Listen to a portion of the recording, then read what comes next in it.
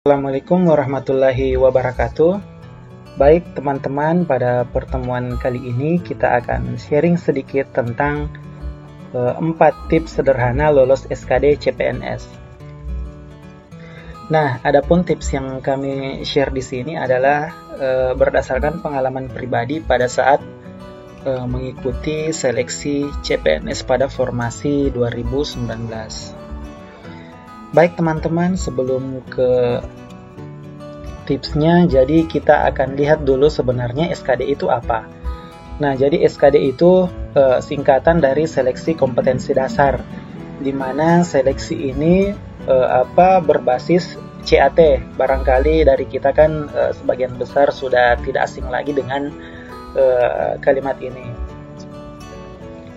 Kemudian setelah SKD nanti, jadi teman-teman apabila insya Allah dinyatakan lulus dan memenuhi passing grade, maka teman-teman yang memenuhi persyaratan itu akan mengikuti tes selanjutnya yang yang dinamakan SKB atau seleksi kompetensi bidang. Jadi SKB itu merupakan lanjutan dari SKD itu sendiri. Baik teman-teman, tanpa berlama-lama lagi kita akan lihat dulu tips yang pertama. Nah, tips yang pertama adalah kenali jenis tes. Jadi teman-teman, sebelum kita tes SKD, tentu hal yang paling pertama yang teman-teman harus lakukan adalah dengan mengenali medan tesnya dulu. Nah, baik, jenis tes SKD itu sendiri ada 3 bagian, yaitu TWK atau tes wawasan kebangsaan, kemudian TIU atau tes intelijensi umum, dan TKP atau tes karakteristik pribadi.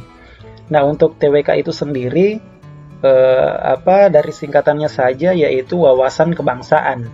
Nah, artinya teman-teman sudah bisa meraba kira-kira dari wawasan kebangsaan itu kira-kira bentuknya yang seperti apa. Nah, dari jenis tes ini yang diukur adalah ada 5 indikator yang harus diukur, yaitu tentang nasionalisme, integritas, bela negara, pilar negara, dan bahasa Indonesia. Nah, kemudian tes yang kedua yaitu TIU. Nah, TIU di sini mengukur 3 kemampuan, yaitu kemampuan verbal yang terdiri dari analogi, silogisme, dan analitis. Kemudian yang kedua, kemampuan numerik. Nah, ini seperti sederhananya barangkali matematika dasar, yaitu ada berhitung, deret angka, perbandingan kuantitatif, dan soal cerita. Kemudian yang ketiga yaitu kemampuan figural, seperti analogi, kemudian ketidaksamaan, dan serial. Sementara TKP itu ada 5 juga indikator yang akan diukur, yaitu penilaian tentang pelayanan publik, jejaring kerja, sosial budaya, teknologi informasi dan komunikasi, serta profesionalisme. Jadi kalau TKP itu lebih ke bagaimana teman-teman nanti menyikapi atau memposisikan diri apabila teman-teman menjadi CPNS nanti. Nah, jadi langkah yang pertama yang harus teman-teman yaitu dengan mengenali jenis tesnya dulu. Nah, saran saya adalah teman-teman bisa mempelajari dari masing-masing poin-poinnya ini, baik itu dari TWK, TIU, ataupun TKP. Saran saya jangan hanya belajar secara umum. Misalnya teman-teman selalu belajar TIU, tetapi itu lebih ke masih general. Bisa saja teman-teman itu misalnya lebih banyak latihan di kemampuan verbalnya, tetapi kurang di latihan pada kemampuan numerik. Begitu juga pada jenis-jenis tes yang lain.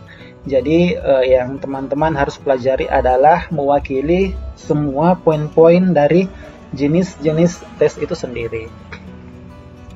Nah, kemudian setelah teman-teman mengetahui jenis-jenis tesnya, tips yang kedua yang teman-teman harus tahu yaitu mengetahui passing grade atau ambang batas SKD itu sendiri. Nah, ini juga merupakan poin yang sangat penting karena ini bisa menjadi target dan tujuan teman-teman dalam belajar, kemudian nanti diaplikasikan pada saat ujian. Nah, kita bisa lihat dulu ini sumbernya dari Kementerian Pan-RB. Jadi untuk ambang batas pada tahun 2019 itu untuk kategori umum TKP-nya 126, kemudian TIU 80, TWK 65. Kemudian untuk cum laude, penyandang disabilitas, putra-putri Papua, dan kategori yang lain teman-teman bisa lihat. Nah, untuk TIU dan TWK itu apabila benar itu skornya 5, sedangkan kalau salah atau tidak menjawab itu 0. Sedangkan TKP itu tidak ada jawaban yang salah. Sebenarnya tidak ada jawaban yang salah, hanya saja ada poinnya, yaitu skalanya 1 sampai 5. Kemudian dari dari masing-masing passing grade ini bahasa sederhananya adalah ada nilai mati. Artinya walaupun teman-teman misalnya TKP-nya itu benar semua, ini contoh benar semua dan mendapatkan nilai 175. Tetapi TIU misalnya hanya dapat 75, tidak sampai di ambang batas 80, artinya itu tidak ada gunanya yang TKP yang benar semua itu, walaupun secara kumulatif nanti misalnya nilainya besar, akan tetapi ada satu bagian tes yang tidak mencapai passing grade, itu sama dengan tidak lulus. Baik teman-teman, kita lihat dulu untuk contoh gambarannya. Jadi TKP itu ada 35 nomor, kemudian TIU juga 35 nomor, TWK 30 nomor, jadi total ada 100 nomor. Nah, kemudian teman-teman harus ingat bahwa waktu pengerjaan SKD itu hanya 90 menit. Artinya ini satu soal itu kurang dari 1 menit. Artinya kita harus selalu berpacu dengan waktu. Nah, adapun nilai maksimalnya ini perandaian apabila teman-teman benar semua untuk TKP 175, TIU 175 dan TWK 150 dengan skor maksimal 500. Adapun untuk passing grade-nya yaitu untuk TKP 126, TIU 80 dan TWK 65. Artinya untuk mendapat passing grade itu jumlah minimal soal yang terjawab benar dari 35 itu untuk TKP harus teman-teman menjawab soal 26. Kemudian TIU dari 35 nomor harus benar 16 nomor dan TWK dari 30 nomor itu harus benar 13 nomor untuk mencapai passing grade. Nah, hanya saja teman-teman bisa mengatur kira-kira bagaimana pola belajarnya. Jadi teman-teman bisa mengenali dirinya kira-kira lemahnya di mana, kemudian kelebihannya di mana, sehingga bisa memporsir porsi-porsi belajarnya masing-masing. Kemudian yang ketiga, mengatur teknik belajar. Nah, teknik belajar yang dimaksud di sini adalah sesuai dengan karakteristik teman-teman sendiri. Misalnya yang pertama adalah mengumpulkan sumber belajar sesuai dengan gaya belajarnya. Misalnya teman-teman lebih sering membaca, maka misalnya lebih paham kalau membaca sendiri, ya teman-teman tentu bisa mengumpulkan sumber belajar dari buku-buku.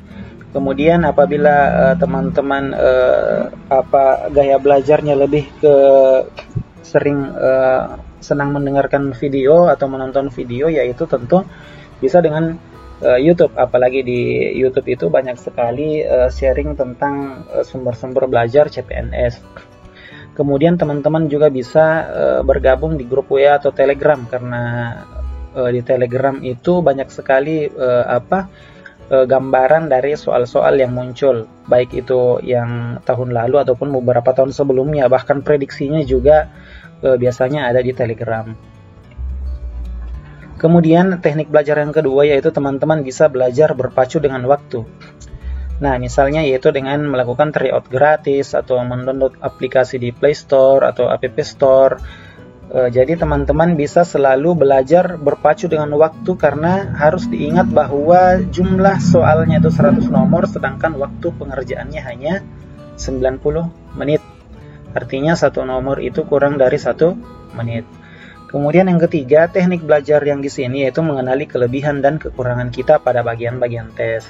Jadi setelah tryout, teman-teman harus adil pada diri sendiri, harus lihat, oh ternyata nilai saya kurang di TKP misalnya, maka teman-teman harus memporsir lebih ke belajar ke TKP misalnya, atau TIU-nya, yang agak kurang, tetapi TWK-nya agak lumayan tinggi pada saat latihan sendiri. Jadi teman-teman juga harus berfokus pada TIU. Jadi teman-teman yang bisa mengenali kelebihan dan kekurangan kita pada bagian-bagian tes.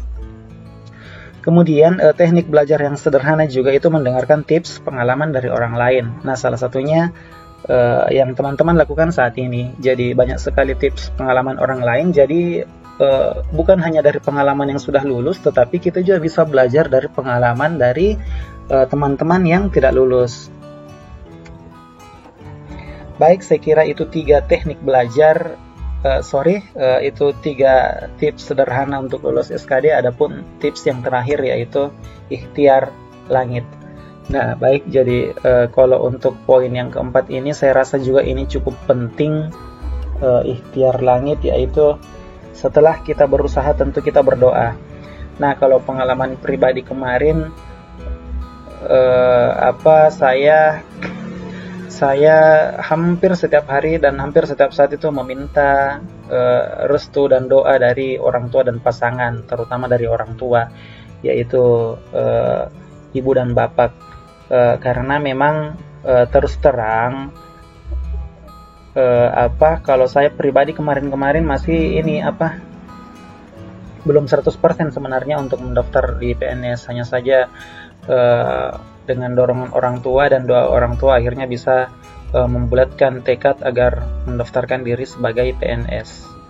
Nah, untuk ikhtiar langit yang teman-teman bisa lakukan itu, saya rasa teman-teman bisa mengenali kira-kira ikhtiar apa saja yang cocok untuk dirinya. Misalnya teman-teman selama ini memiliki hubungan yang kurang harmonis dengan bapak misalnya, atau dengan ibu misalnya. Jadi saran saya, teman-teman bisa meminta maaf kepada orang tua, meminta keikhlasan, dan meminta didoakan agar teman-teman diberikan yang terbaik pada seleksi CPNS kali ini. Adapun yang lainnya ya saya kira teman-teman juga bisa tahu, yaitu dengan memperbanyak istighfar, karena dengan salah satu yang menghalangi rezeki kita adalah dosa-dosa kita sendiri, dan dosa itu bisa digugurkan dengan istighfar. Baik, saya rasa itu saja dulu tips sederhana yang barangkali terdengar sepele, hanya saja ini penting bagi saya dan juga mungkin sering terlupakan bagi teman-teman yang lain. Kemudian akhir kata, semoga teman-teman siapa saja yang menonton video ini bisa diberikan yang terbaik dan insya Allah diberikan kelulusan menjadi ASN tahun 2021. Amin, amin ya rabbal alamin. Terima kasih, sekian dari saya. Assalamualaikum warahmatullahi wabarakatuh.